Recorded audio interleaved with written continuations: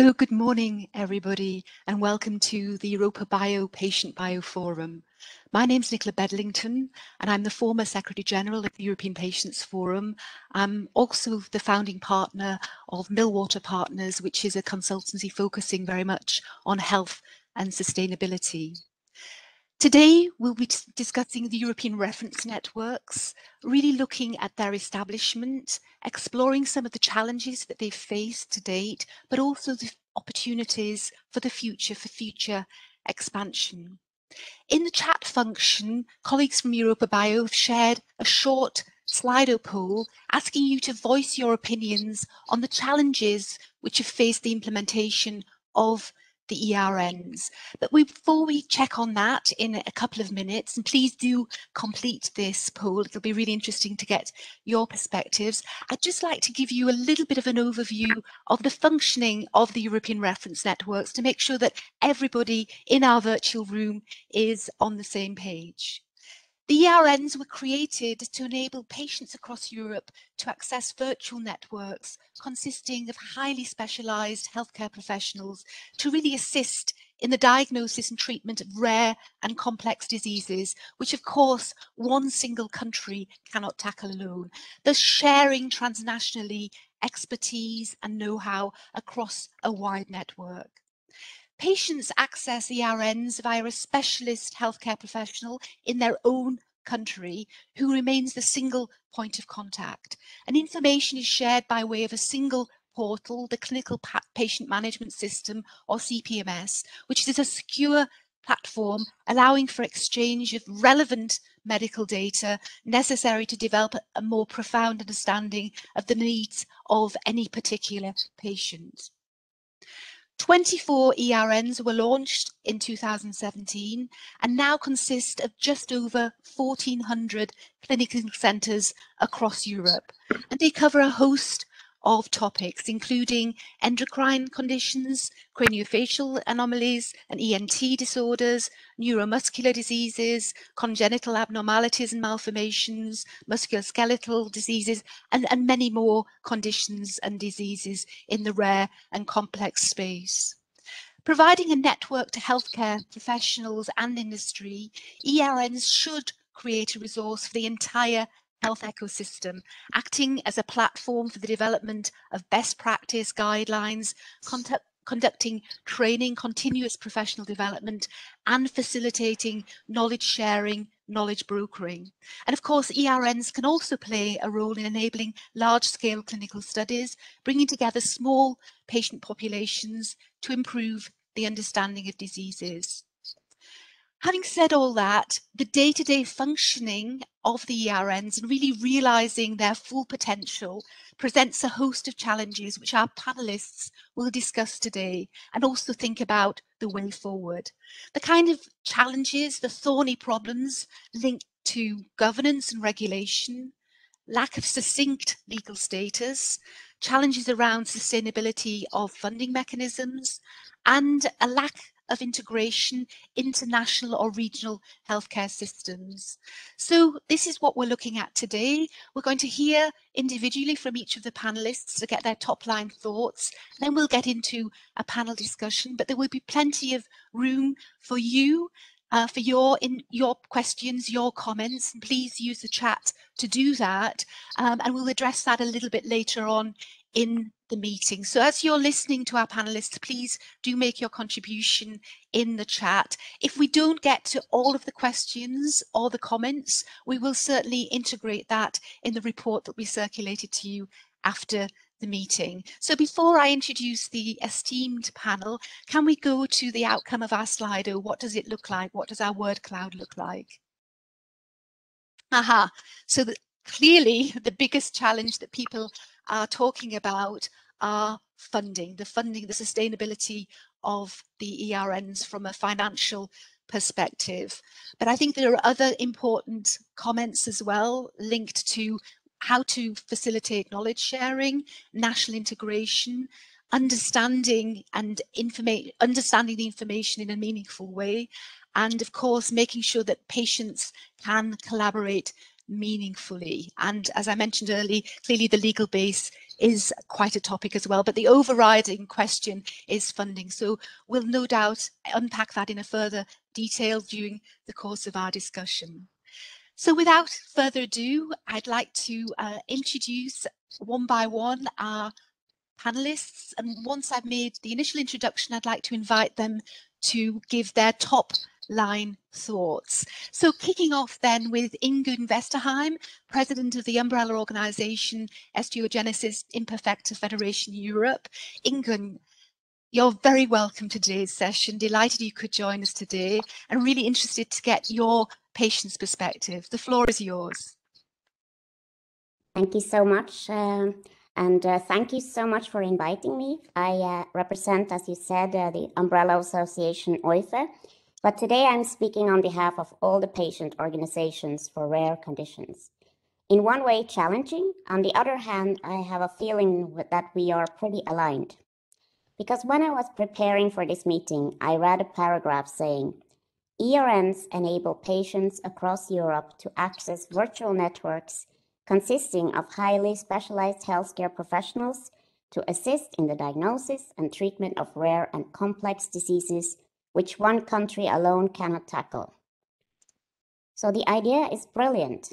Since cross-border healthcare isn't working because of bureaucratic hurdles, we can let the information travel instead of the patients. The problem is that for information to travel across borders, there is unfortunately a lot of other types of hurdles, and they can be summarized in law, IT, and lack of national implementation, among others. I'm sure it's working in some European countries, but in many countries it goes like this. A patient goes to his general practitioner and complains about neurological symptoms. They are not a common thing in his condition, but it can happen. The GP refers to a specialist who finds out that there is for sure a problem, but they've never seen it before and have no clue about what to do about it. So let's consult the ERN. And I'll keep this short. After a lot of people have been involved, the answer from the IT guys at the hospital or directorate will be, we cannot exchange patient data on a platform which is not approved by the privacy authorities in our country. Another ultra-rare patient see another specialist. He wants his doctor to put in data in the new European registry, which has been developed to gather new knowledge on his condition. Same answer. We cannot exchange patient data on a platform which is not approved by the privacy authorities. It's GDPR. We don't want a fine from the EU. And then the third patient finally gets in touch with a doctor who is connected to other centers via the CPMS platform. And the doctor says, I don't need your x-rays.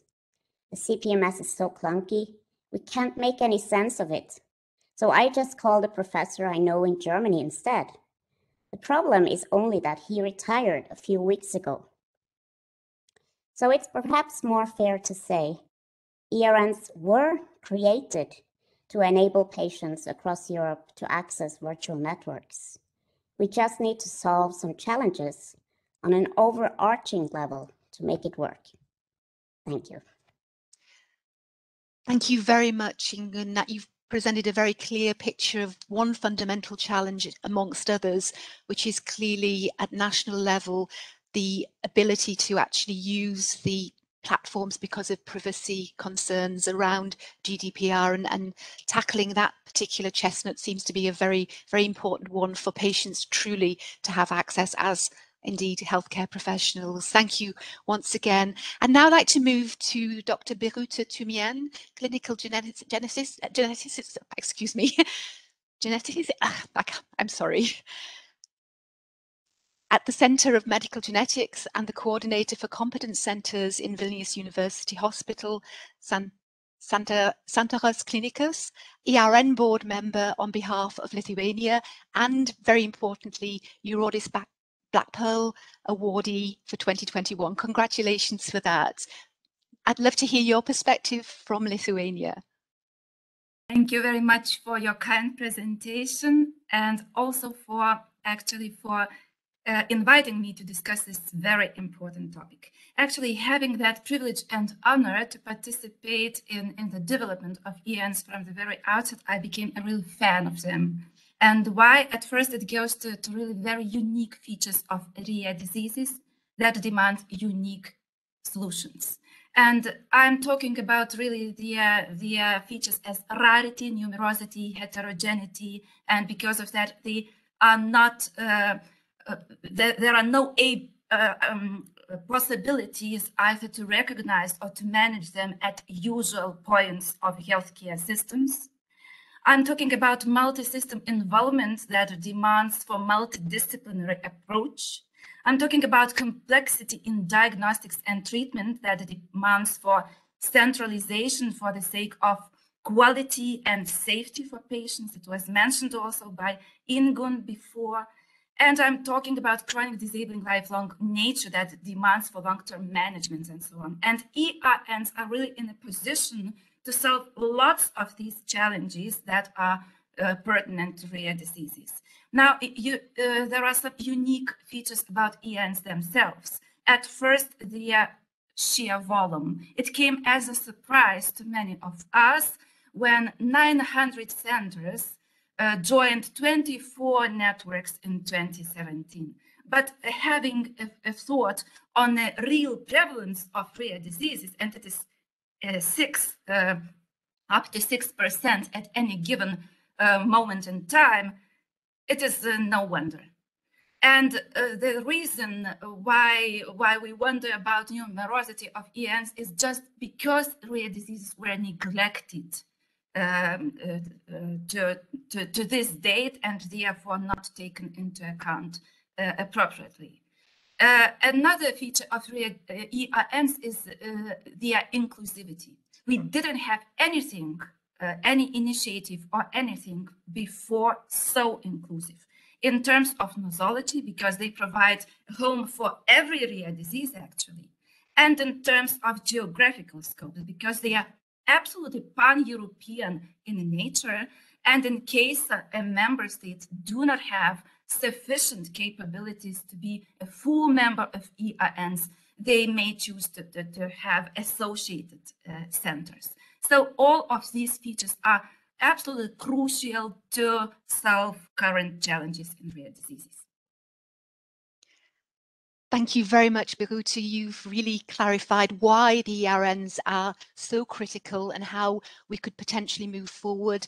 The inclusivity, the multidisciplinary approach, the fact they reach every part of Europe and every rare disease area, I think is a really important message.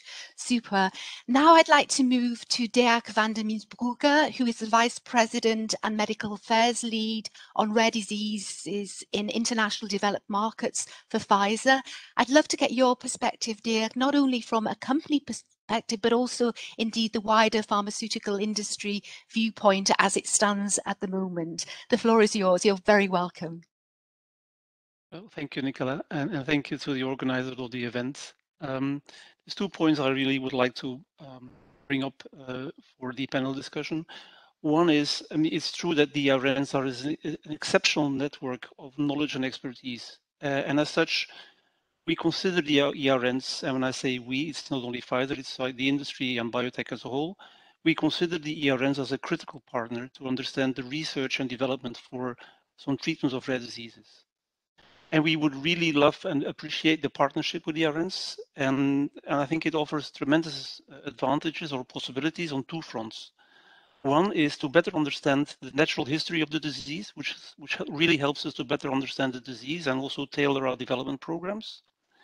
And second is we see there's a tremendous opportunity to collaborate for recruitment of patients into clinical trials and better understand the course of the disease and the natural course of the disease. Of course, this needs to happen with the appropriate governance, and we definitely want to respect the independence of the ERNs, but still we would appreciate openness and opportunity to partner with the ERNs in an appropriate way with the right governance. The second piece I'd really like to bring to the discussion is a point that Ingun mentioned. The ambition of the ERNs is really to allow for an earlier diagnosis, appropriate diagnosis and follow-up of patients. But based on our experience, we have also noticed that it probably requires some changes in European and national policies, so that not only data, but also patients can travel and have access to the appropriate expertise offered by the ERNs. And it probably needs some policy work at European and especially also at national level to really allow patients to do so and have access to the expertise offered by the ERNs. Thank you, Dirk. So you're pointing to how to partner more effectively with industry to deliver on the opportunities around the ERNs for early diagnosis, etc., and clinical trials, and indeed to look carefully at any national or European policy improvements to enhance the landscape for ERNs to function effectively. Thank you very much for that input. Appropriately, we're now moving to the European Commission to invite Dr. Jose Valverde, who is the policy officer within DG Sante, looking at the European reference networks and indeed, importantly, digital health.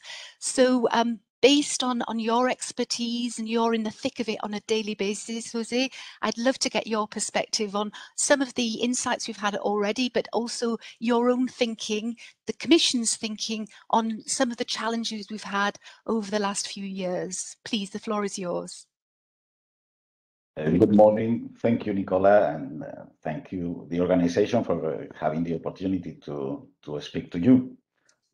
First, I would like to say that the ERNs are really important for the Commission, but there is a whole range of units dealing with it.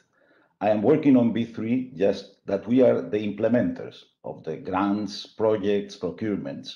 But you have other units in Sante also, C1, who is working on the strategies, or in research, which are working on certain projects very much interesting, like the European Joint Programme on Rare Diseases or ERICA, just as examples.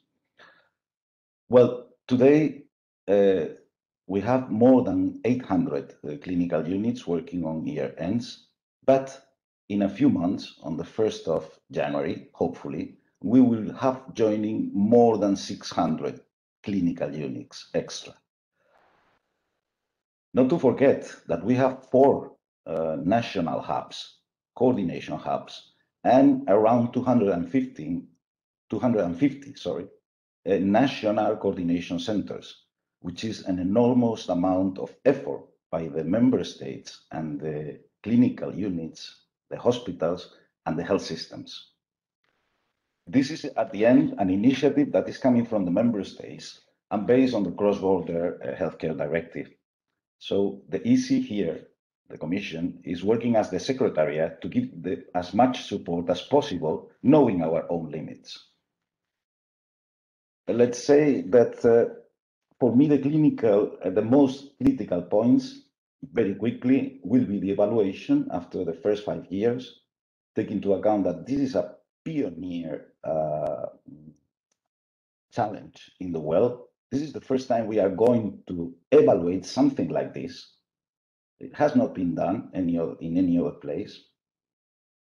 We have to complete the geographical coverage, which I think it is very important, including how the integration in the national healthcare systems is done, because we are in a diverse Europe and we have very diverse national systems, national health systems, and each one of them has its own variants and needs of adaptation. We are doing a lot trying to foster knowledge generation through harmonized clinical guidelines, quality enhancement of the whole quality cycle with evaluation, assessment, feedback.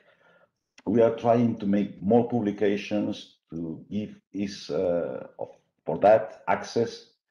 And also, the last thing is the EU for Health program, which is hopefully, and I think already, in fact, is going to happen next year, going to provide more funding for these ERNs. Thank you.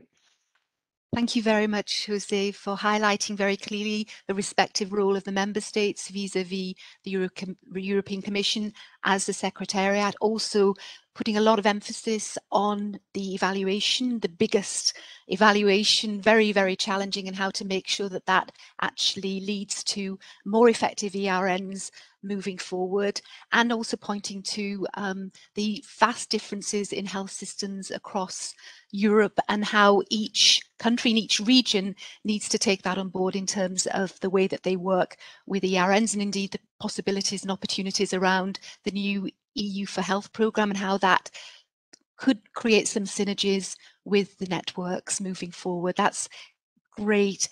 So I would like now to move to the panel discussion now that we have insights from everybody, and certainly integration of ERNs within national healthcare systems came up as an important point. And I'd like to go back to Ingun just to unpack in further depth a little bit more of your thoughts and ideas on this. I think you have forgotten one of the speakers. I'm so sorry. Till, excuse me, forgive me. It's not my day. I mixed up with my pronunciation earlier and I forgot you, and I my deep apologies. So coming to you, and I'll give you an extra nice introduction to make up. Associate Professor Dr. Till Voigtlinder, neurobiologist and neuropathologist at the Department of Neurology, Medical University of Vienna, ERN board member on behalf of Austria, and current co-chair of the board of member states, and also winner of the Eurodis Black Pearl awardee in 2019. So Till, it would be great to get your perspective, also given your specific governance role in the context of the ERNs. You've heard a lot from colleagues today. Really interested to get your perspective based on your background and history. Please, the floor is yours. So thank you, Nicola, very much for introducing me and for the kind introduction, and thank you for the organizers to invite me. Well, as you say, I'm in this first row of speakers. So it's on the one hand side very easy because it was very interesting to listen to all what you said, and I could underwrite and underline everything, but it makes my point now a bit more difficult because what should I say without repeating what you said? So I had the impression when I listened to all of you that it could come over a little bit of a negative tendency because there is a lot of problems, there's a lot of challenges, let's say that way. And I would like to go back a bit in history to understand why we have that. And this is a bit what also Jose was mentioning. I mean, this is a work in progress. We always saw this as member states as well as Commission as a work in progress. And be sure we are fans of that. I like that expression, Birute, very much. I'm a fan of that too. I mean, I'm involved since 2012 in that. So that's almost 10 years working hard on that. But we have to see it is something we have never had before. It's worldwide the first time we have this kind of challenge and experiment. And therefore, of course, you cannot do everything right at the beginning. And of course, some further things intervene while you are going this way to develop that. And therefore, I think the challenges are obvious, and you pointed out some of them very nicely, Ingun. But I think we have to be a bit patient. I mean, if it's a work in progress, it will take time. And it's important, really important, to cover all the difficulties, to cover all the challenges, and to find ways, even in adapting to new methodologies and to new perspectives, which are developing in our environment in parallel.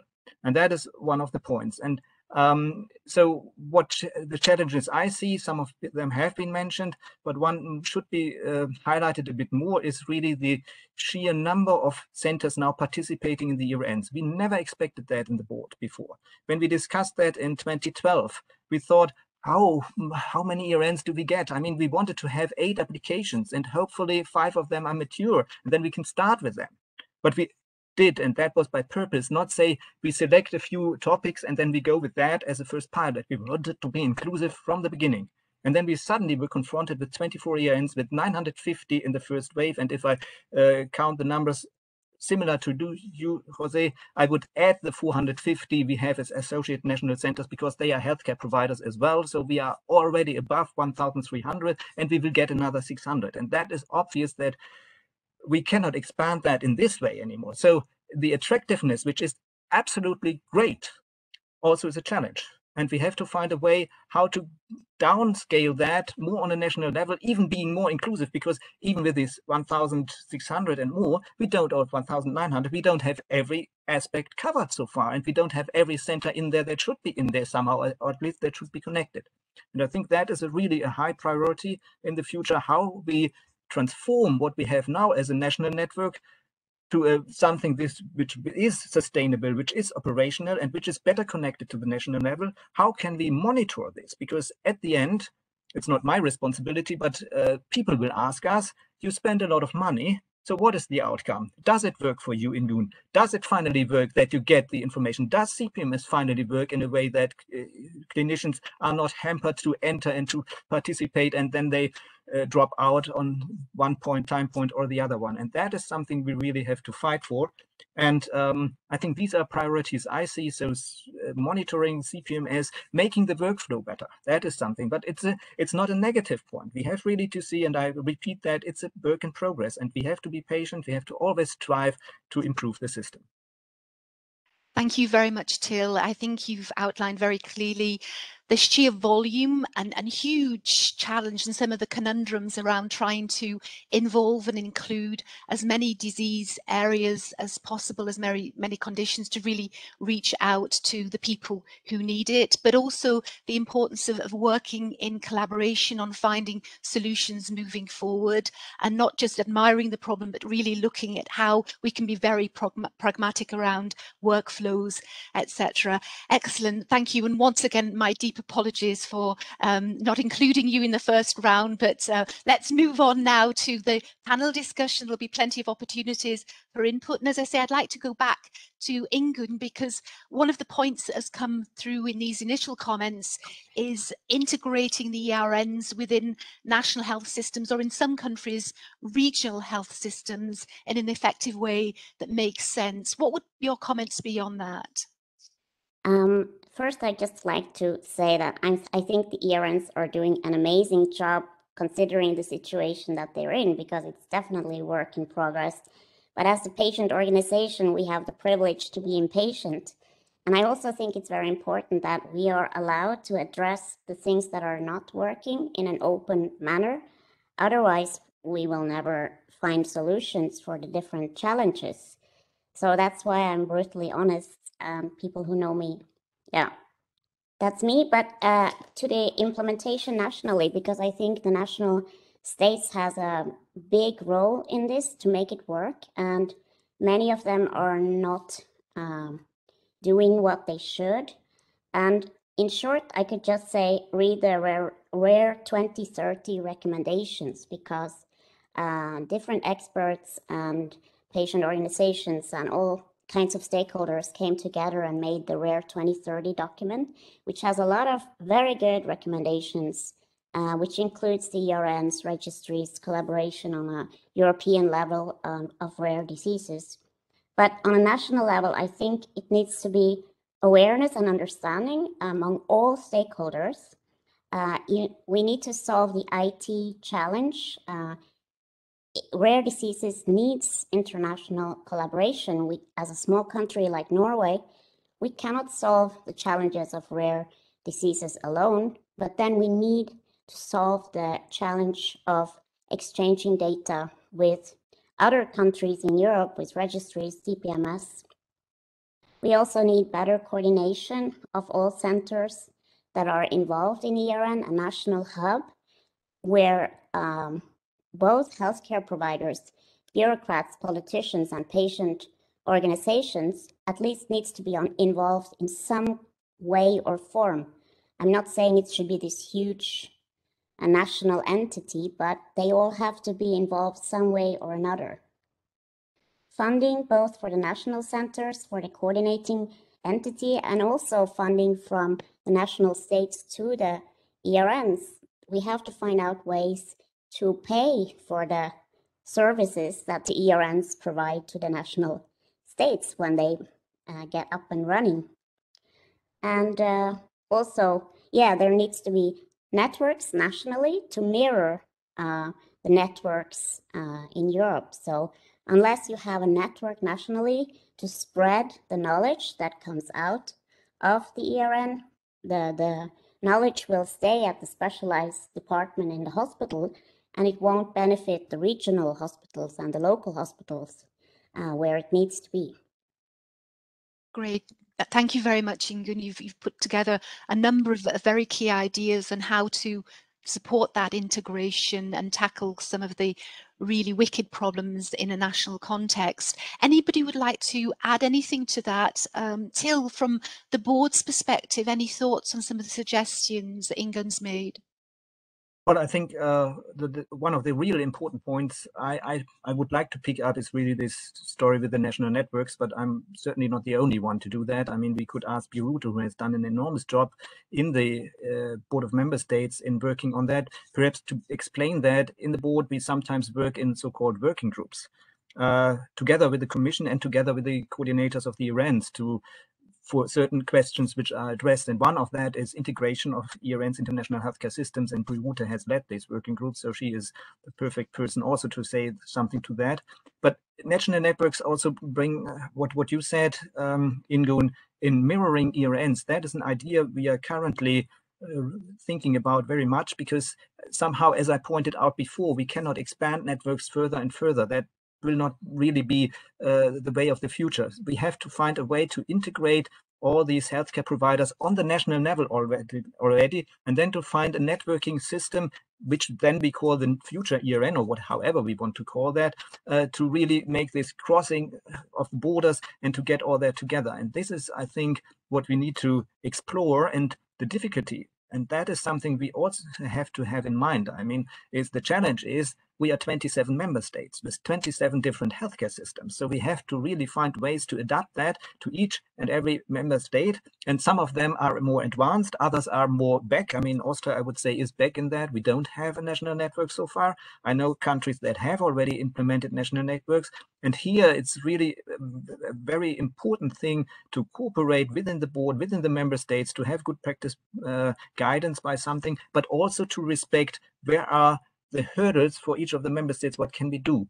But at the end, that is really something which is most importantly. And then also we can somehow direct a patient pathway, what can be solved on a national level within the national network, and what really needs then the absolute special expertise in ERNs. And that would be something which is new in all the healthcare systems we have in Europe. And that would be really a tremendous success.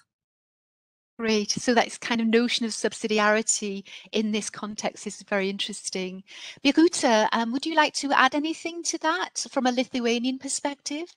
Yeah, thank you very much. Actually, I do not know would it be from Lithuania. We are a small country with a quite simple healthcare system. Therefore, maybe in Lithuania it is a little bit more easier to organize services for rare disease patients. We actually do not need extensive networks of tertiary care providers. Nevertheless, we need networks with local care providers. But going back to European perspective and what was mentioned by Till, and actually I may just repeat what was said, is that indeed we have, as always, we have champions and anti-champions, and it is absolutely normal because some countries were just doing that job for many years, while others have just started, and expertise is not equal. Therefore, we may also leverage on the collaboration in ERNs. We may learn from each other best practices and apply it according to our national situations in our healthcare systems. That's very important, and it also goes to national integration. Regarding integration, it was taken into account from the very outset. It was also mentioned by the European Court of Auditors as one of the main areas of intervention. And we established a working group for that involves both ERN coordinators and board members. We identified crucial areas for intervention, and we tried to provide some guidance to member states how to proceed.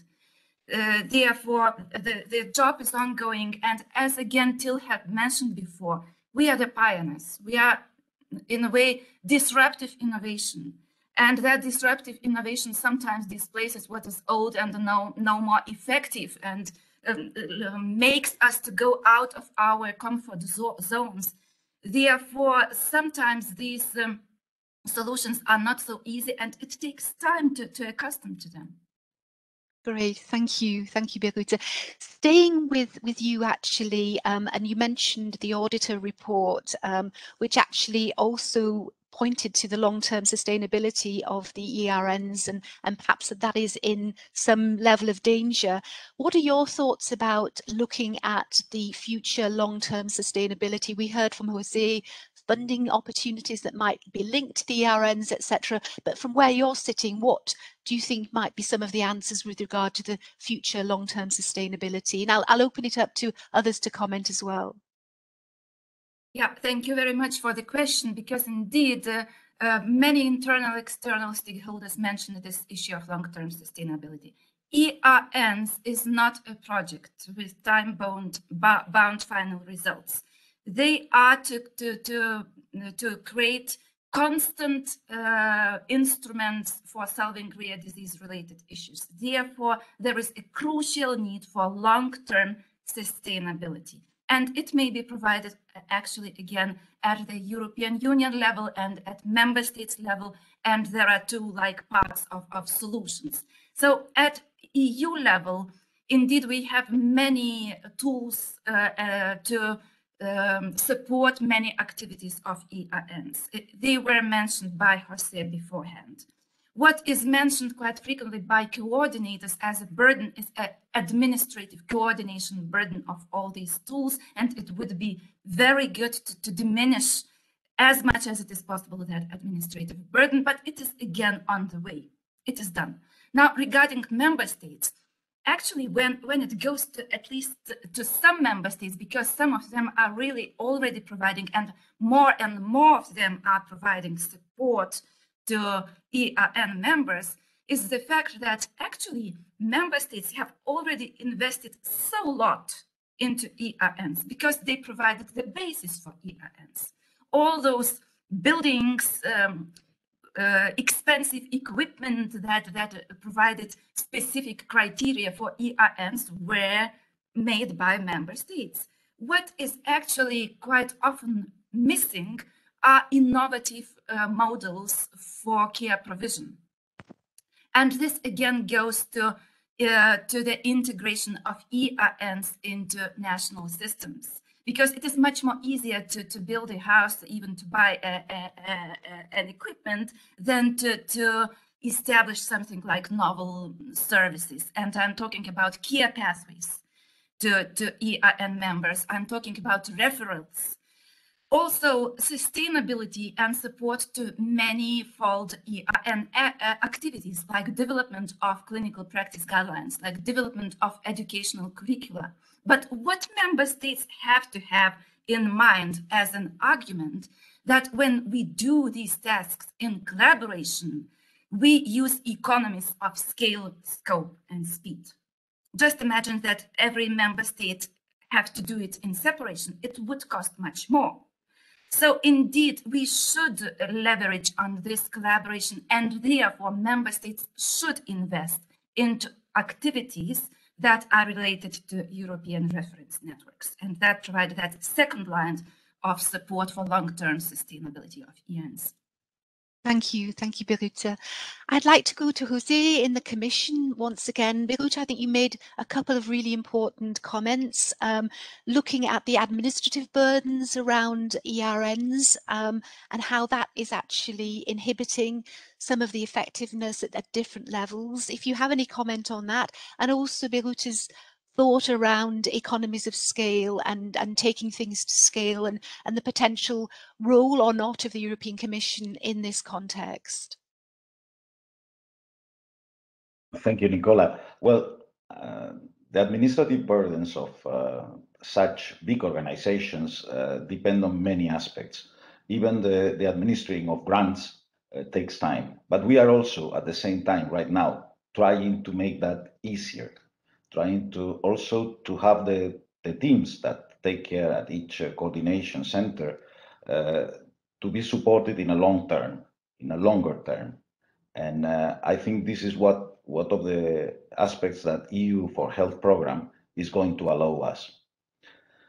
Of course, we are also learning at the same time. Something that is many times missing is that we think ERNs are like an ecosystem where everything is the same. And each ERN is completely different, has different numbers, have different numbers of patients, centers, prevalences, and even objectives into the original task they were created for.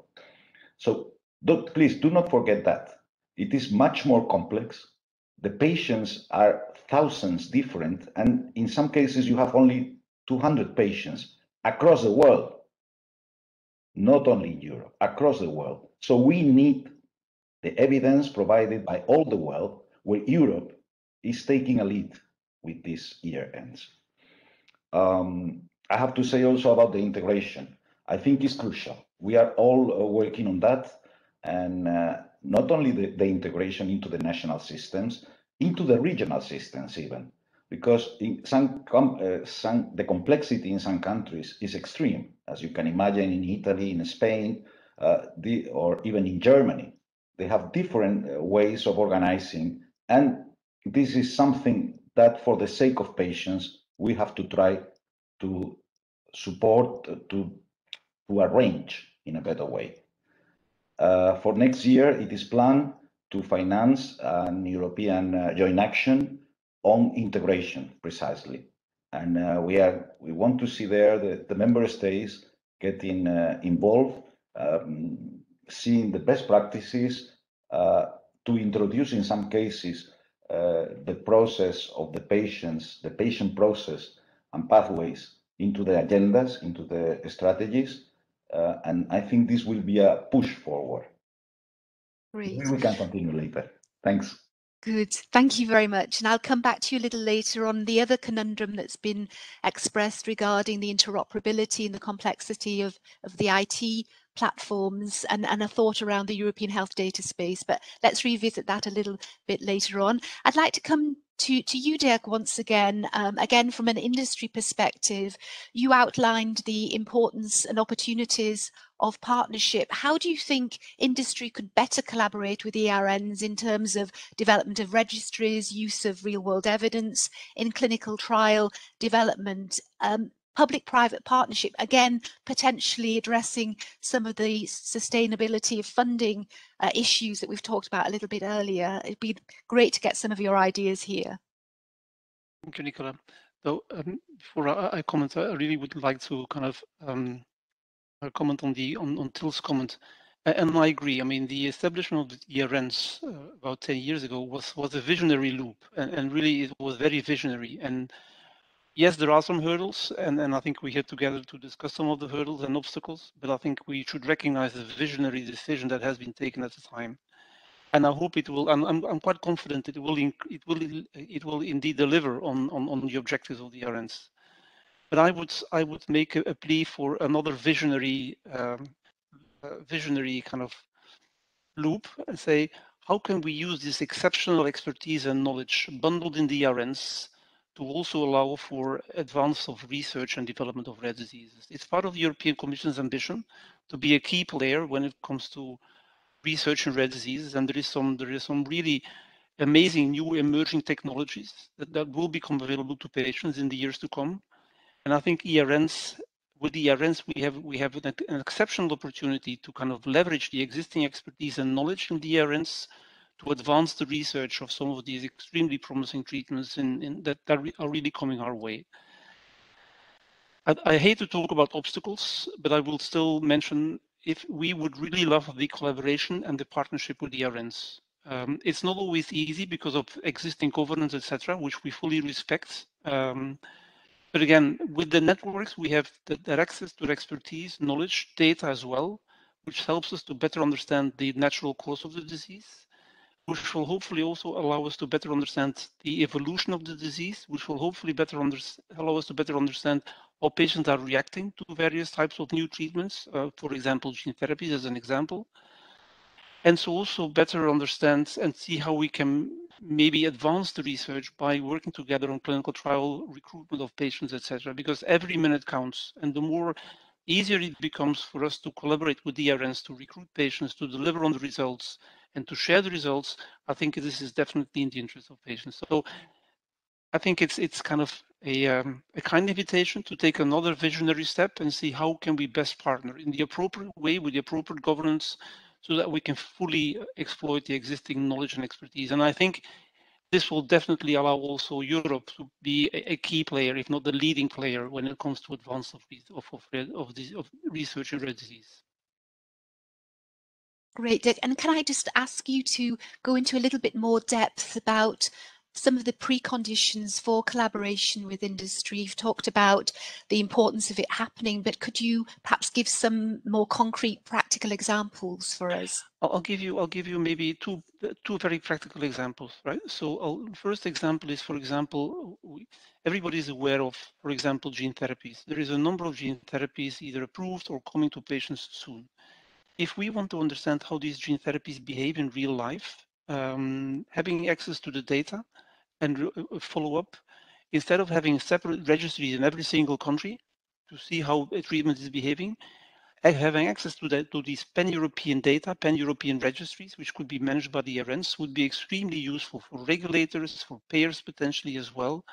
But it needs the appropriate infrastructure and also and it needs kind of a very clarity on how can we appropriately collaborate with the ERNs. At the moment, this is still considered to be a hurdle, and we cannot engage or not have kind of agreements with the ERNs, although the opportunity is definitely there. Another example would be, for example, if the industry is conducting a new emerging treatment for a very rare disease, how can we have access to these patients and recruit them easier into our clinical trials? Here again, we are facing some contractual hurdles, governance issues that do not allow us to work with the ERNs in the appropriate way. So I think these are two very practical examples. One is on the real world data. How can we kind of leverage the ERNs for the establishment of pan-European registries? And how can we work with the ERNs for an easier and smoother recruitment into clinical trials? Thank you. Two very clear examples.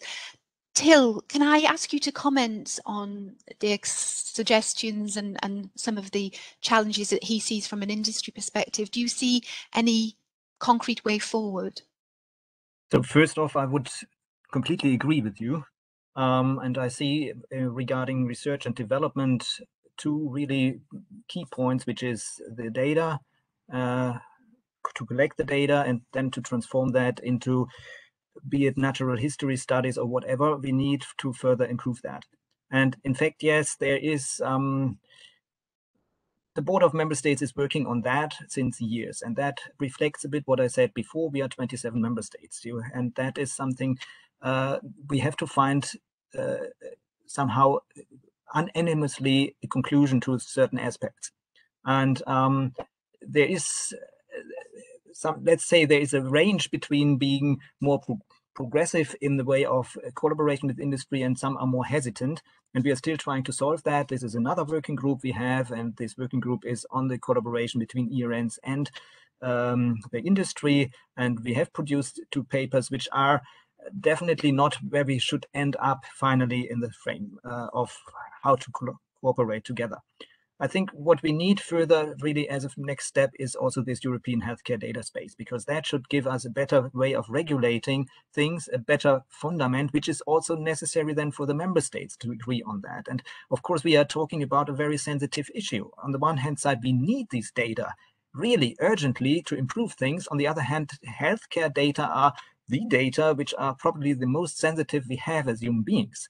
And we have to find ways that there is no misuse possible, as good as we can do this. And that is somehow to find the right balance. And therefore, it's a really difficult process to decide on this. And that is what I meant. We have to be patient. I mean, sometimes things develop a little less speedy as we would like to have, but we need good solutions. There is no question about that. And the same is then true for registries, but that also took time. I mean, they are building up registries. We start in the ERNs with a few pilots for that, which were advanced. That is what Birute was saying. We are a mixture of advanced centers, but also advanced networks, and some that started from scratch. And you cannot build up everything in an ERN if you start from scratch. So we started with a couple of pilots to understand what is necessary. We now have funding for all the registries. Not everything perhaps is in place, because that is also a huge challenge for the Commission, because the Commission is providing the platform finally for that. And then talk to 10 clinicians and ask them, what data do you want to have in a registry? And you get 20 different answers. So really to agree on what we collect and what we don't collect, and also to know we have somehow we have to find the right balance in what do we collect, what is good, and where is the cutoff, because if you collect more, you have so much time investment that it doesn't work anymore. So one thing there is, and that goes back to European health data space, we have to find modes to extract data from health records, for instance. That is my personal belief, where they are already available. It doesn't make sense that you are sitting as a clinician in front of your computer and type in the data in 3 different systems, always the same. First off, it costs time, much more time than you need, or which makes sense. And the other thing is you can make mistakes there. So this is something which is also an involvement, and therefore I say work in progress. With the European health data space, we have new opportunities, and we should focus on that, how we can do that, because now it's somehow an environmental surrounding that might move us forward and to have this next leap you were talking about. Great, thanks, Till. Before I go to Ingun, who wanted to add some comments here, I'd love to go to Jose specifically on the European health data space to get your perspective on the potential and supportive role that the European health data space could actually bring to solving some of the clearly IT interoperability, data privacy issues that have been raised so articulately today.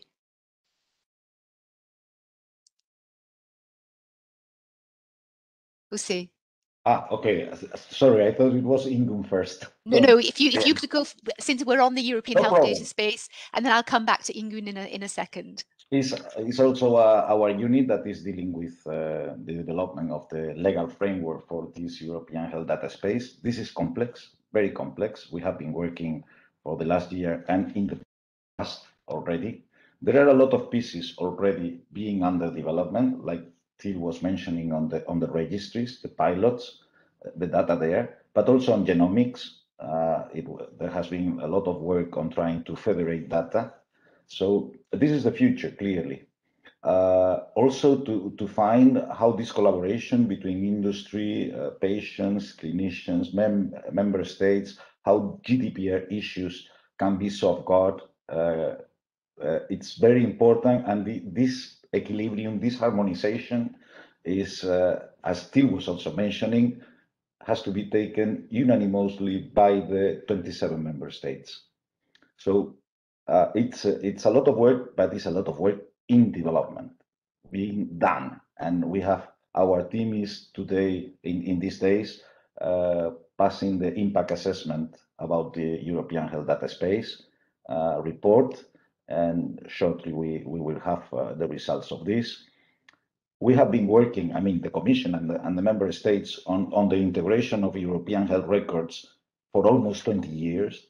And this is something that takes a lot of time, a lot of investment, a lot of training by the physicians, and the efforts continue there. Every year, 1 more country, 3 more countries are joining into sharing summaries of emergency summaries, e-prescriptions, and these aspects. And this is going to, for sure, fill in this European health data space, at least as the beginning. But we have also to take into account the efforts by some countries already, which are impressive, like the centers in Finland, in France, in Germany, to also manage their own data, their own data spaces. And this will create a kind of federated European data space that hopefully will allow a qualitative jump into much more data and accessible to more patients. Just to Ingun, and you can correct me, but in 2008, we were studying at the GRC the impact of social computing and on real data, on real world data with patients from rare conditions. And all of you were telling us, look, we are wishing to share our patients and families. We are wishing to share everything is the only way we can learn. And please tell us if you learn something. So not only we share, we want to be informed. And this, I think, is still the maxima we have to keep for rare diseases, and I should say even, and I am a doctor, we should do it for many things. There are still disorders that we think are well known, diabetes, cardiac aspects. We need to get more about the real world thing and how things work. Thank you very much, Jose. No, I think that's been very helpful in terms of the role of the European Health Data Space, and I think reflecting on the governance of that space, I think the patient's perspective and the patient's voice there is also really critical, which brings us nicely back to Ingun. I'm sorry I didn't follow up with you specifically, but I felt it was useful to talk about the European Health Data Space at that juncture. Please, I think you wanted to comment on some of Til's earlier reflections. But before on the data, I can just assure you that it's my impression that the patients in the rare disease space, they want data sharing because they want to increase knowledge about the diseases, and the only way that can happen is through European and international collaboration. So privacy is still important and guarding the patient's data, but I think in the rare disease space, it's even more important for the patients that we solve these challenges on how things can be shared between different countries. But I think a lot of coordinators and registry managers are struggling with similar things, and this needs to be solved on a overarching level, because I think a lot of resources are maybe wasted because each and every coordinator is trying to solve this, but it needs to be agreed on a European level, and the IT and the lawyers needs to be there from every country. It cannot just be the doctors and the ERN people. It needs to be people who actually decide about data sharing in each and every country. But then back to funding, because I think it's a little bit similar to the rare disease federations, because we don't have a lot of core funding. So we rely on project funding, which takes a lot of time and resources to write grant applications, to find out ways, projects. And I think the ERNs is not a project, as Birute says, and the registry shouldn't be a project, because even if funding is in place for the different registries today, they are still projects. And what happens in 3 years? Do we have money to do maintenance, to administer the different registries that are developed? So I think to have core funding, which is sustainable and predictable for both the ERNs and the registries that are being developed, is really important. And then you can have project funding on top of that. And I won't go into how that project funding should happen, but I think we need some kind of predictable core funding in the bottom. Sure. And that, of course, is quite a hot topic at the moment in the context of the European EU for Health programme, and looking at how to support civil society organisations, including patient organisations as well. So I think that's a really, really key point.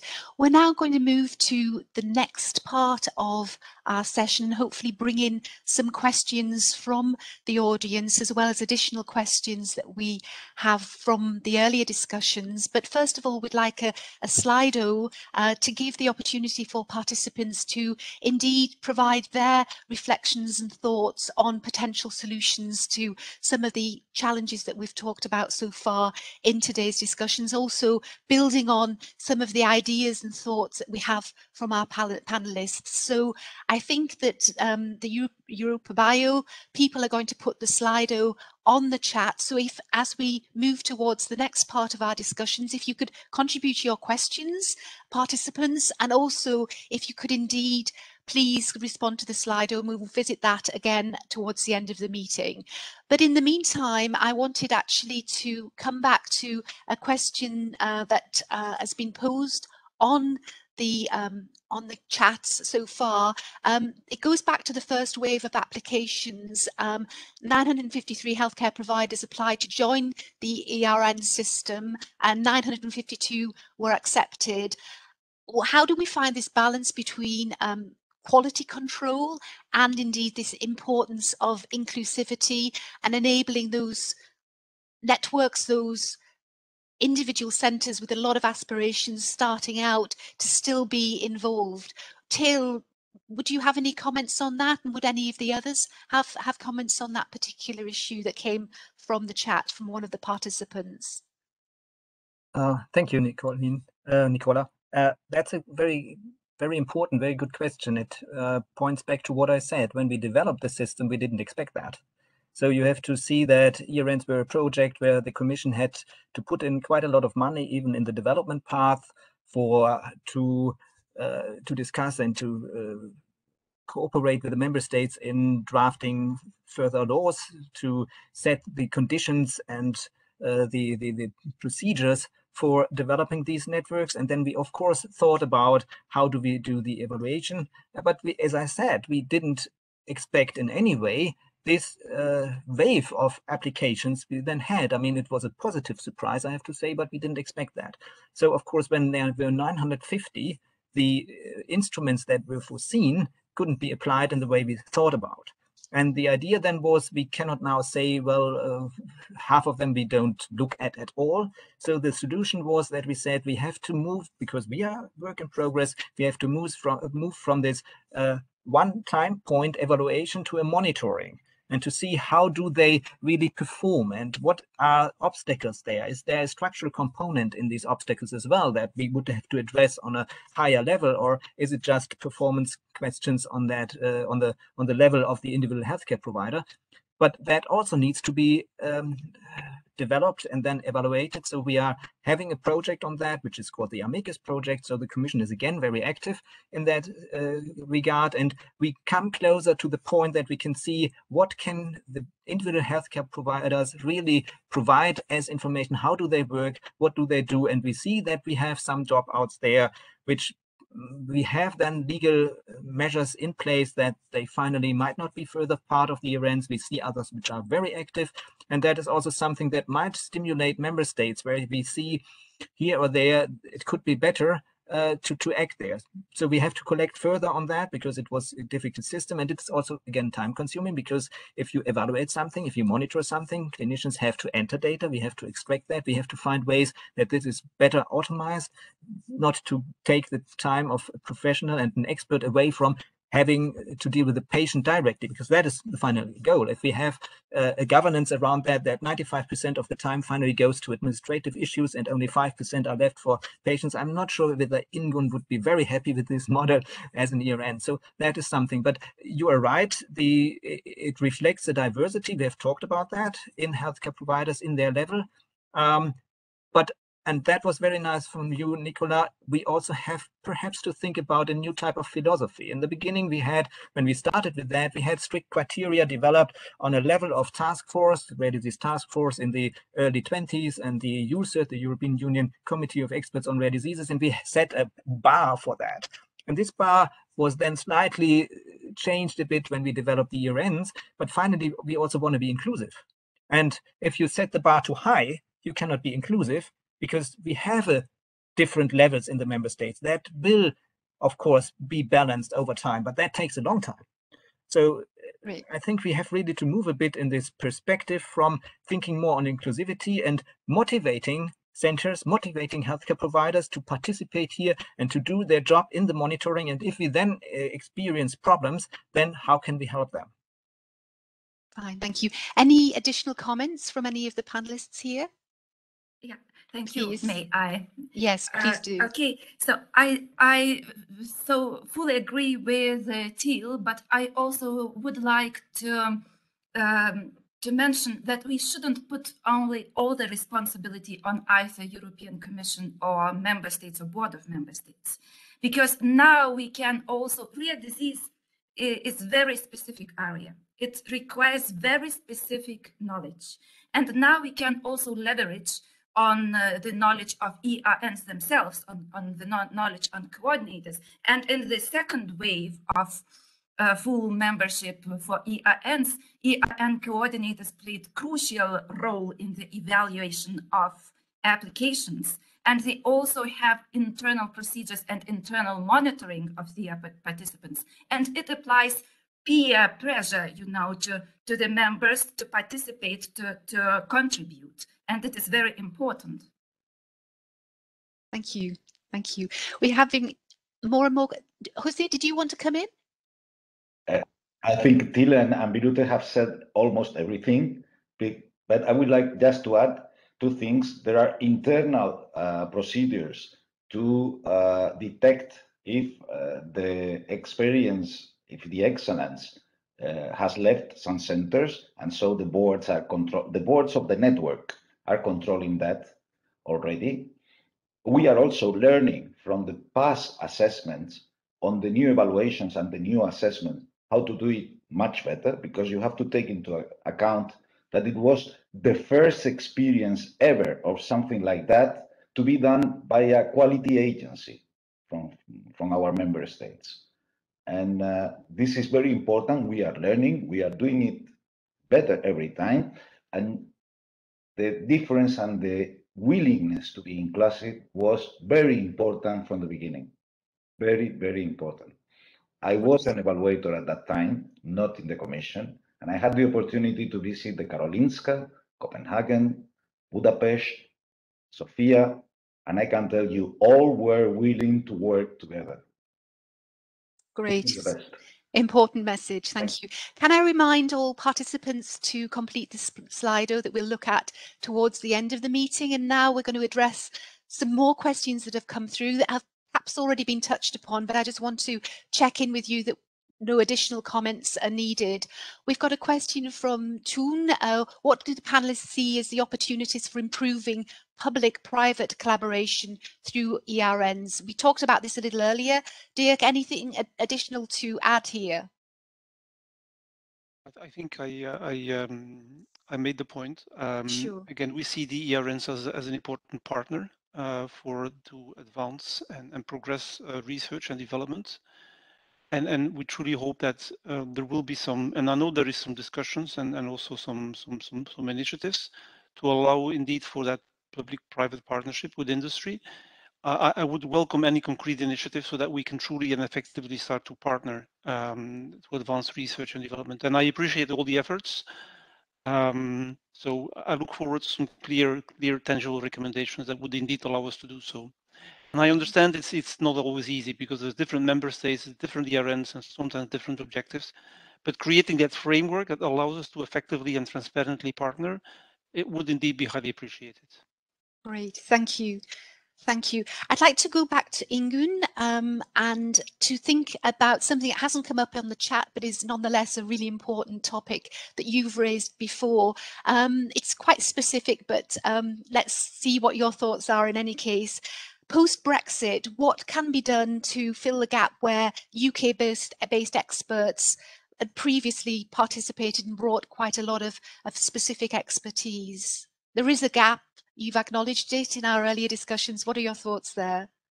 Yeah, especially for the ERN that my disease belongs to, we lost 35% of the centers because of Brexit. And I don't have a good answer to it other than rare diseases have to have priority when it comes to politics and agreements in the health space. So because rare disease, you can manage alone in one country with many different topics, but in rare diseases, we really need each other. And we need the experts from the UK as well. So I really hope there will be some kind of political solution that can make sure that they can contribute and also get something back from the ERNs in the future.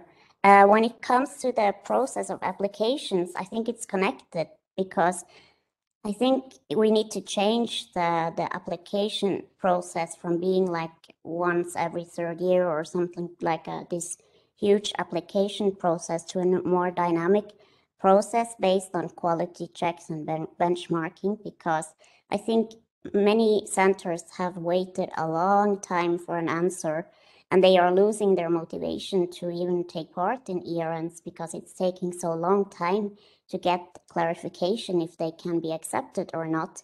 So I think we must change because it cannot take 2 years to get an answer if you fill the requirements of an ERN or not.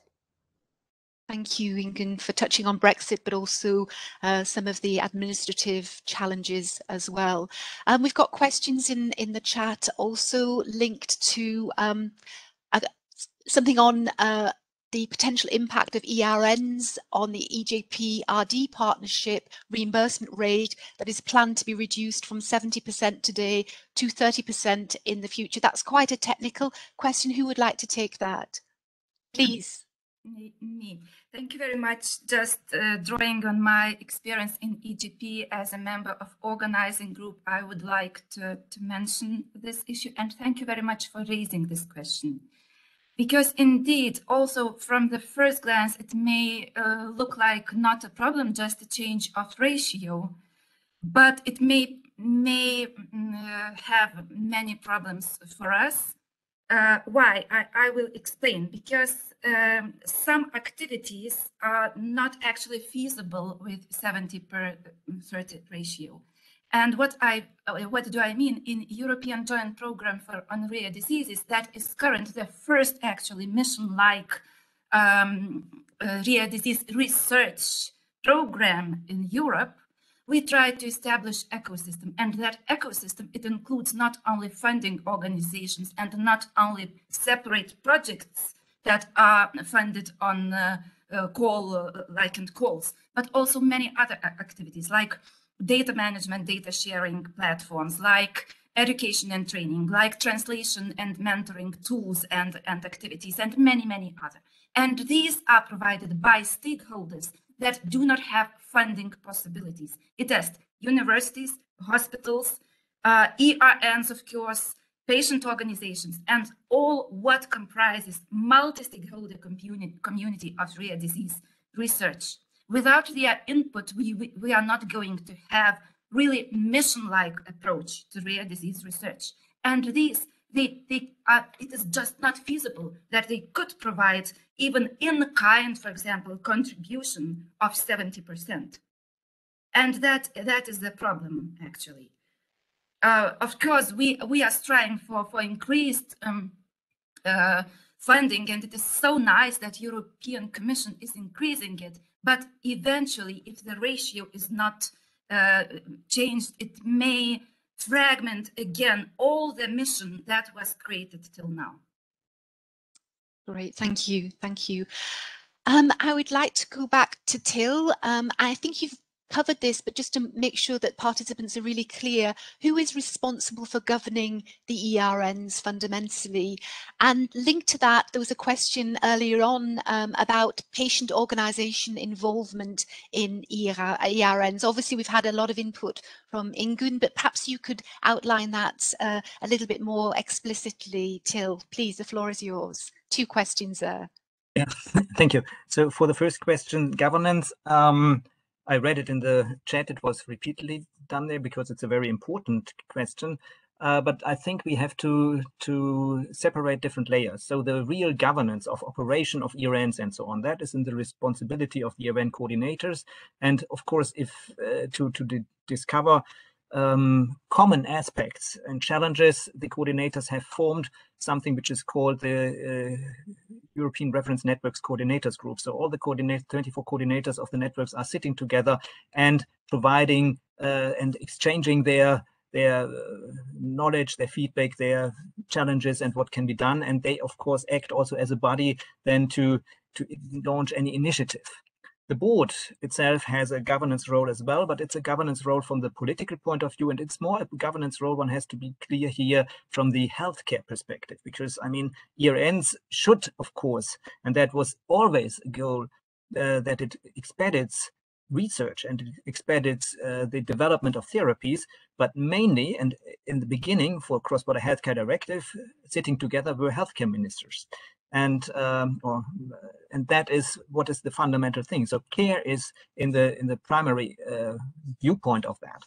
And so the governance by the board of member states is more to see that things are in line with all the legal documents in the background of that, together with the Commission. and of course to develop then further initiatives in accordance and together with coordinators. We would like to change that a bit in the coming 2 years of the board, because I would like to intensify the collaboration between coordinators and board by having interim sessions with them to clarify their questions, because currently it's the way that we are confronted with a few questions from coordinators which we haven't seen before, so we can't answer that in a kind of a board meeting, and then some of these questions drop down, so we have to do something there. But governance as such is a complicated issue, and even the Commission has some role in governing things if you go for the IT aspects, if you go for funding aspects, and so on. So it's not trivial. There is not just one body to govern all of them or to rule all of them, to say it that way. The second question, and that was really very important, is also the involvement of patients in ERNs. Now, you know, I'm a member state representative here. I'm also a clinician. So I have limited knowledge about that, except that I know that I get anecdotal replies from patients. I see that in emails. I see that when we have discussions here with our umbrella organization for patients for rare diseases, and some of them are satisfied and others are absolutely not satisfied. So I think, again, coming back to my model of work in progress, it would be really important now after 5 years to draw conclusions. What worked for the EPECs? I mean, patients are represented in ERNs as so-called EPECs. Ingun can certainly say more about that. And they should be involved in certain actions. And this is depending on the ERN, depending on clinicians there, whether they involve patients more or less, which is not exactly the best thing. We should have something like common rules for that and a kind of a common practice guideline to involve patients more. And that is a very important aspect, because patients are experts for me. That is really true for me, because, I mean, you are living with that. So it might not be that you know the latest step in metabolics, what is going on there and why it is the enzyme does do this or that, but you're confronted with so many aspects and had to manage that and have learned that you are in certain areas far more expert than the clinical expert is.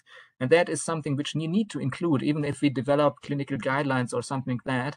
And so here we have to find a way to integrate patients perhaps a bit better. And to do that, we probably need an analysis. I'm sure Eurodis is anyway looking at that and might do that. And then we should sit together with the Commission and with the board. I told that my colleagues from the Commission already once, that this is an important aspect we should put in our we have to put on our radar as well. I mean, we are now talking with hospital managers, we have the coordinators group, but we don't have a kind of a group for the EPECs we are cooperating with. And that is, I think, something where we lack really a lot of potential here. But I mean, Ingun, maybe you add something to that.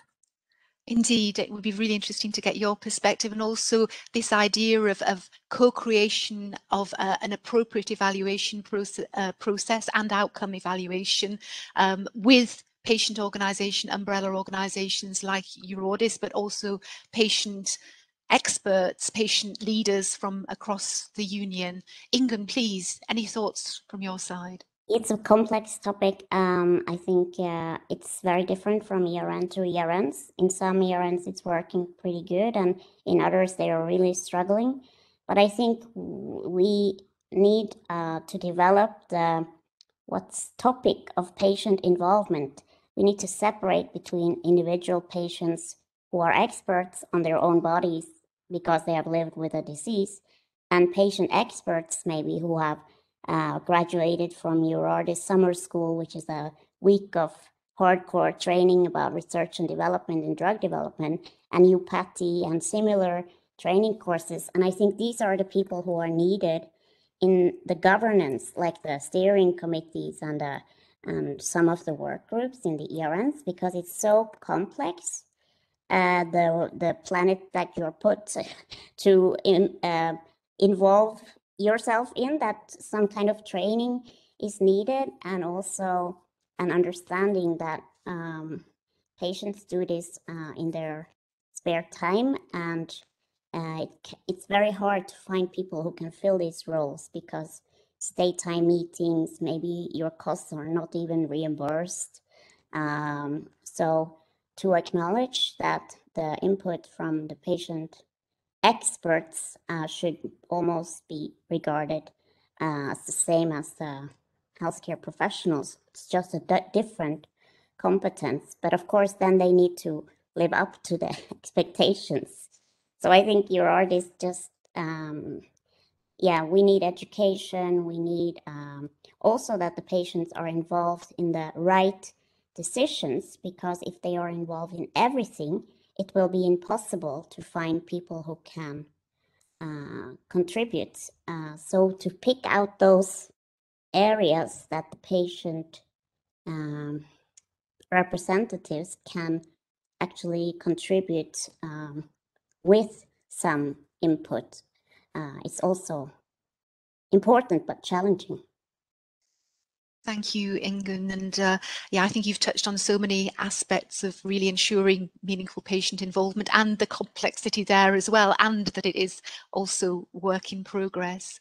Look, we're coming towards the end of our session, and I would like now perhaps to go back to each of the panelists. We've talked a little bit about the European Commission evaluation of the ERNs and the Cross-border Healthcare Directive, and we've touched on many things I think this morning, but what I'd like to do perhaps is get some insight very briefly in 1 minute from each of you on the one key thing that you would like to see happening in the context of the evaluation, in the context of moving forward constructively with the ERN. I think we've heard today how crucial they are, what critical role they can play in ensuring better care for people living with rare diseases, complex conditions, and their families throughout Europe. But I'd love to get just one single thought from each of you. And perhaps I'd like to kick off with Jose, please.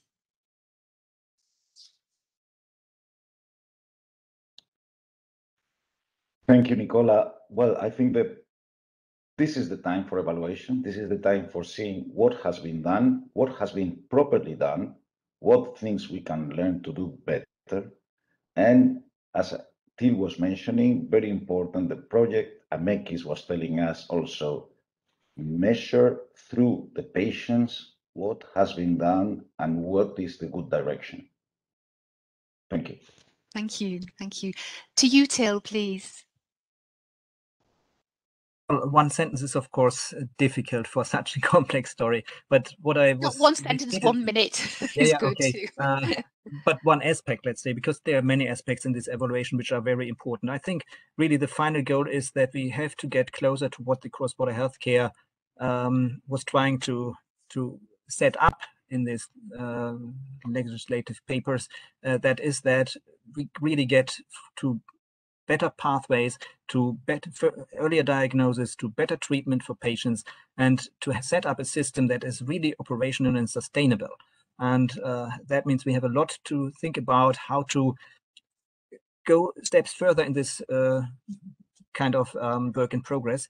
But I think that is the point. We need to have the balance between sustainability, we can finance that, and to be better in delivering what we wanted to have. I mean, as I said before, these first 5 years was to establish things. Now it will really start to work, and we have to guide that with evaluation and then with further insights and thoughts and directions we give. Thank you. Thank you very much. To you, Dirk. Thank you. So I have a similar challenge. So just to, I think it's, first of all, it has been a very visionary concept, and really congratulations to the originators of ERN.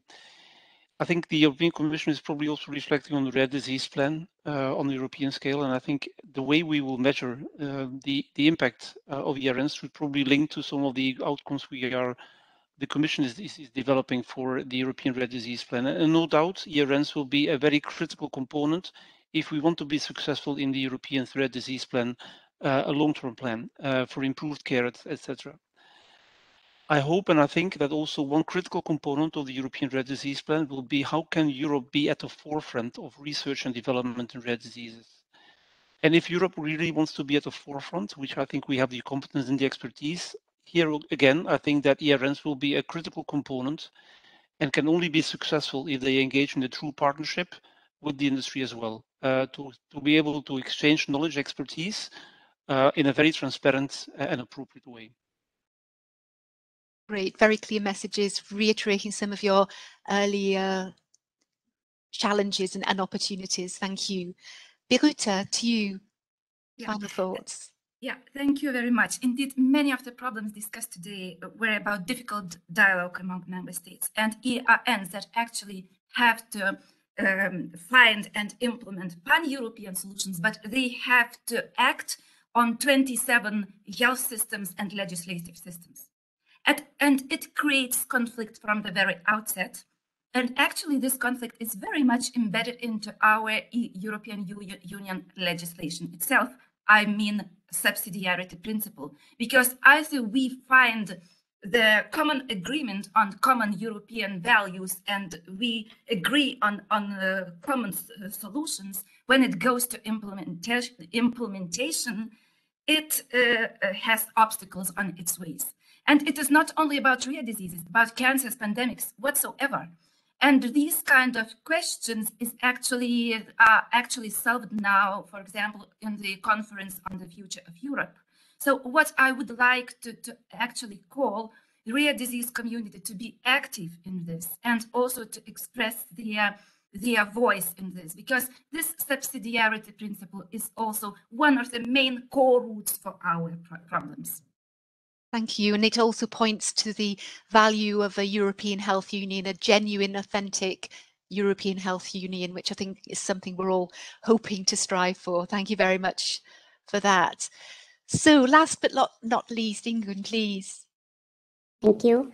I think many of the, or some of the most difficult challenges for the ERNs today needs to be solved on an overarching level, and this requires awareness and understanding about ERNs among all kinds of stakeholders, politicians, bureaucrats, healthcare professionals, hospital managers, IT people, patient organizations, and industry. And I think also we need the politicians to take some responsibilities about how to make it work on a national level. And I hope that the European politicians will agree on an action plan for rare diseases, because I think that could be a tool to solve some of the most difficult challenges that are across different legislations and EU programs. Great, very clear message. Fantastic, thank you. I think we can now go to the Slido and see if some of your thoughts have been echoed in the thoughts of the participants. Can we have the outcome of the Slido up, please? The word cloud.